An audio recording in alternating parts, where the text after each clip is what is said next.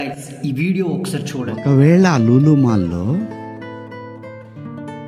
నిధి అగర్వాల్ పాపం ఆ పిల్ల బట్టలు ఏదన్నా ఒకటి జారితే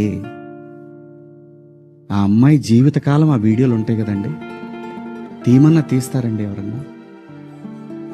నన్ను చాలా ప్రొవోక్ చేసింది ఆ ఒక్క సిచ్యువేషన్. నేను మా సమంత గారిది నేను చూడలేదు, అయ్యింది అని అన్నారు. నేనంటాను మీరంతా ఇప్పుడు నేను చెప్పిన మాట ఏంటి, అమ్మా మనకెందుకు ఈ దరిద్రం? ఇట్లా జనంలోకి వెళ్ళినప్పుడు కాస్త మంచి బట్టలు మీరు ఏమన్నా వేసుకోండి, చీరలు కట్టుకుంటారు. ఇప్పుడు మీరు వచ్చారమ్మా, చక్కగా నిండుగా వచ్చారు. ఎందుకు వస్తారు? మనకంటూ మనం ఒక చోటుకి వెళ్ళినప్పుడు మనకే ప్రమాదం లేకుండా మనల్ని ఎవడో విమర్శించకుండా బయటపడాలి అనేది ఉద్దేశం. అది నా ఇంటెన్షన్.